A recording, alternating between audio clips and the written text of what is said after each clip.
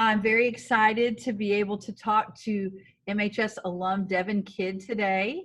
I was thinking this morning before this interview about so many just excellent stories I could tell, where we have laughed and laughed and laughed about things around Marion High School, and just you always made every day fun.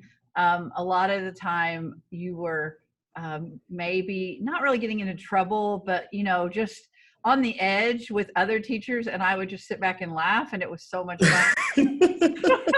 Anyway, but Devin, would you mind to just share a little bit about your high school experience with us? We could spend the whole interview just talking about your high school experience. Oh, we absolutely could. So I graduated in 2007, which seems like so long ago. Yeah. There are so many memories that we continue to talk about now, like 13 years later.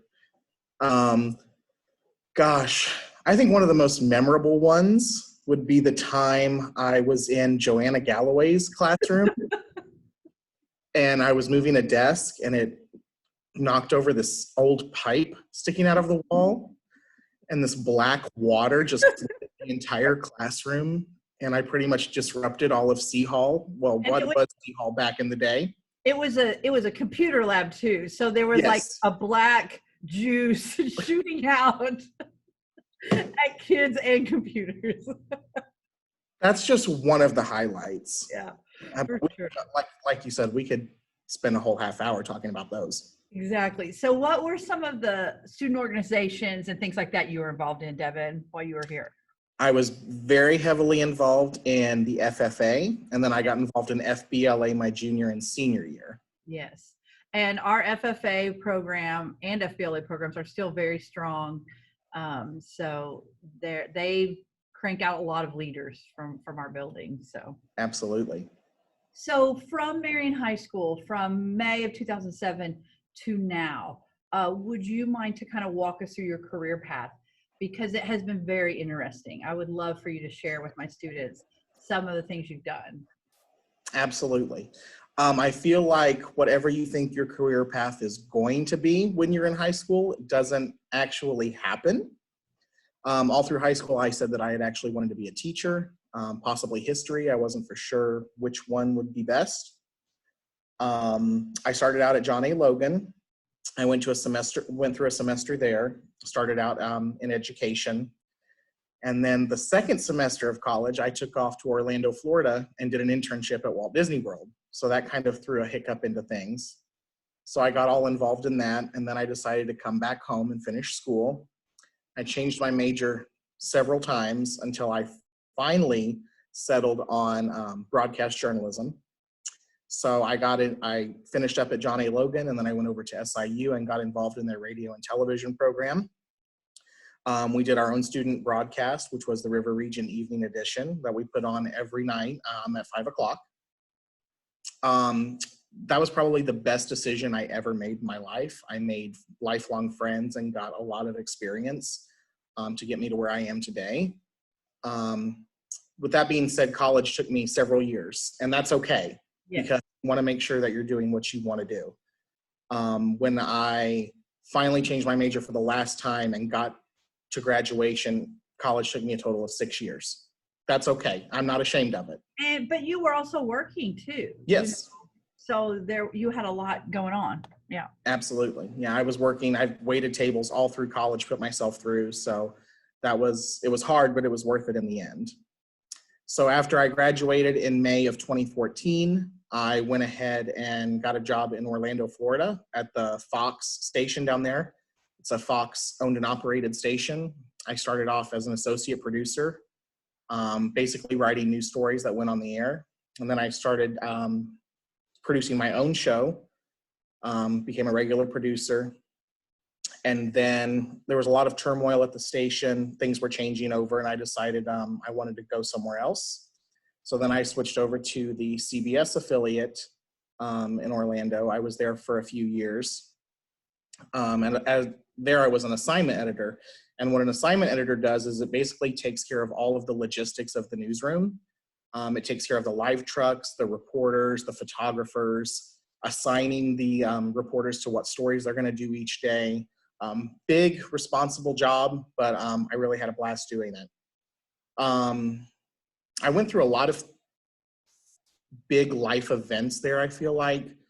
As you remember, the big Pulse nightclub shooting that happened down there in June. It was a few years ago. I forget which year it was. I was on the front lines for all of that, and that was a big night that I feel like changed me as a person and changed me professionally, just to seeing that kind of thing. Yeah. Through it. And after that, I kind of jumped out of the journalism world and got back involved with Disney. I became a Disney tour guide, did that for a while.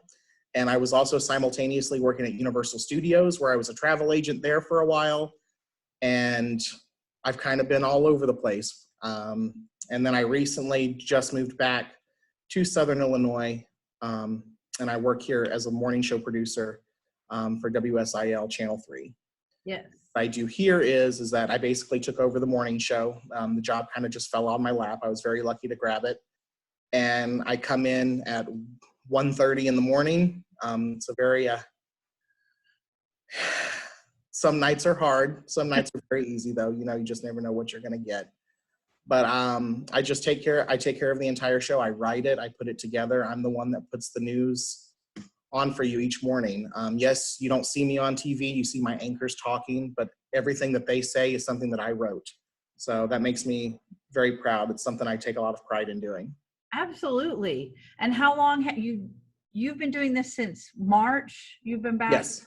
Yes. This is the same thing that I did in Orlando at the Fox station, yes. But that's on a much larger scale because that was a 6-hour show and there was a producer for every hour. Oh, wow. This is pretty much all mine, you know. Yes. So, and also Channel 3 has been going through like renovations and there's been a lot of things going on behind the scenes while you're trying to work, right? Yes, there's a lot I wish I could show you right now and I just can't.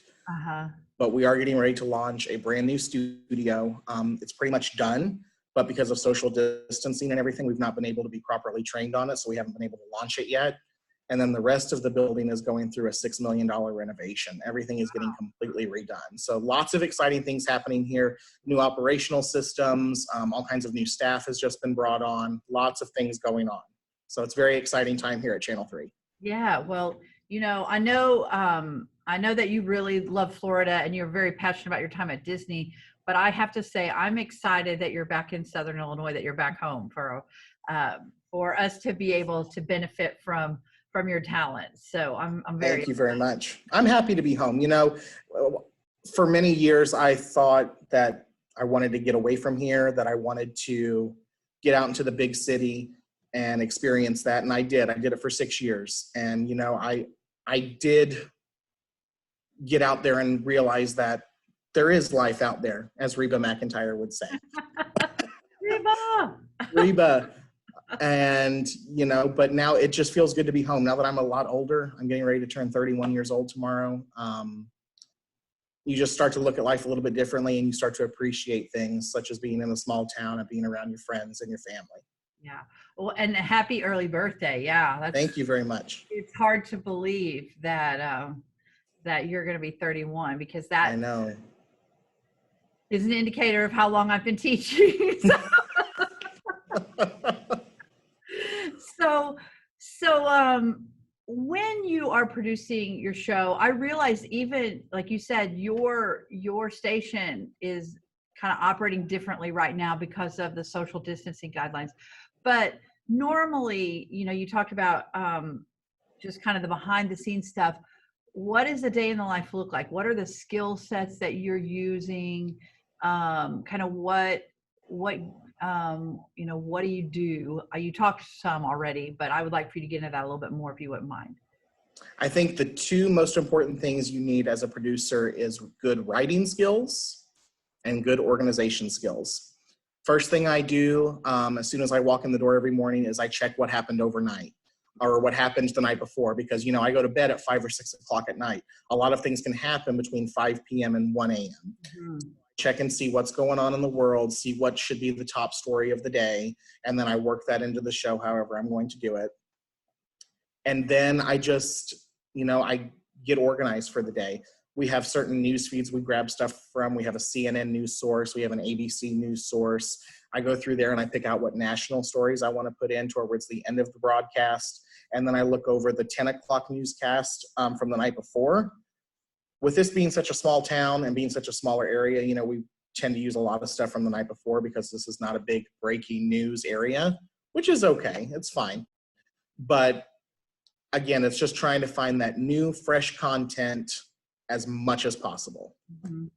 Well, and I like when you re-air some of the stories when it's, like the local stuff, because I might have missed, that segment at 10 o'clock. I might have been, cleaning up the kitchen or something, and I missed when, little Johnny was featured or whatever. And if he's back in the morning, then I get to see it then, So I think that's good.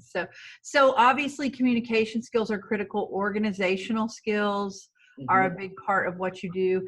And really which is really, really neat to say, knowing you in high school, knowing you now, you may have to manage your time. Like, you're responsible for not only your time, but you're a time manager for the whole show, really. Absolutely. Yeah, when the show actually hits the air, I'm in the control room. That's the room with all the bells and whistles, all the screens and all the buttons. And I'm making sure that the show doesn't basically crash or fall off the rails. Yeah. We have to get out at a certain time. We have to get out before Good Morning America starts at 7 o'clock. I have to take care of my live reporter, Brooke. She's out there in the field covering whatever she's covering for the day. I've got to give her time cues on when she's going to go live, when she's going to be done. If a story runs too long, that means I've got to start killing stories. I've got to reorganize them. There's so many gears going at one time. A lot of people might not have any idea. Because when I first got into news, I was like, oh, I want to be on TV. I want to be a news anchor. I didn't even know what a producer was or what it did. And then I got really involved with that at SIU. And I was like, I think I like this better because I'm in charge. I call the shots. It's my show. So I have complete control over what they do, what they say, and how they say it. And that's really a really cool thing to do. It really is. And it would be very fast paced. I feel like, especially once the show starts, that probably goes so fast because you're watching so many moving pieces while it's happening. Oh, absolutely. Absolutely. And sometimes breaking news will come in and you've got to think really quick on how to get it on the air. I think it was a few weeks ago, there was that big tornado outbreak in Nashville, which is not really local, but it's really on the edge of our viewing area because we do reach down into Tennessee. Yeah, and a lot of us have family down there, for sure. Yeah, a lot of us have family down there. And then we're always visiting Nashville too, so I thought it was important as well. There was that big tornado outbreak, and CNN and ABC had dropped all of this video of the tornadoes moving through town right in the middle of my show. So I had to work crazy amount of time, like crazy panic time, to try and get it in before the show is over. And I'm sure you have to have a really good working relationship with your on-air talent and your people in the field, because you're the one that's kind of pulling it all together. And you've got to have a certain level of a rapport with all of them too. Oh, absolutely. Luckily, I'm very lucky to have the anchors that I have. Evie Allen, she's my morning female anchor. She has been here for many years. Yes, she is an MHS alumni. She's been here for many years. She started out as just a production assistant. And then Dave Davis, he's a Johnson City resident. I believe he graduated from Harrisburg High School, so he's local as well. And I think it's really good to have people working here and putting news on the air that are from here. I think that's a huge asset to have. I do too. I think they kind of understand their audience a little bit better, for sure. And absolutely. I can connect. So that's really awesome. So if you were to travel back in time and talk to Devin Kidd in 2005, 2006, 2007, or if you were speaking to my class in person today, what would be the important things you think Devin should have known, or that my students today who are juniors and seniors should know? Take your time. Don't rush. Think about long and hard what you really want to do. That is, I think, the biggest thing for me, because I felt like I was under this time crunch to hurry up and get my degree. And I kept jumping into things that I thought I wanted to do, but didn't really give it a lot of thought. Take your time, really explore where you want to go, what you want to do before you make that decision. Just really think long and hard about it. I think that's the thing I wish I would have taught myself way back in the day. And I've heard students say this, alumni now say this, even when your path doesn't go as you originally anticipated, there is richness in that path. There's growth that comes from that path. There are opportunities to learn, and it ends up shaping you, and things turn out all right. You just have to work through the process sometimes. Absolutely. Absolutely. I completely agree. Completely agree. Well, Devin, I cannot thank you enough for taking time this morning, especially to do this for my students.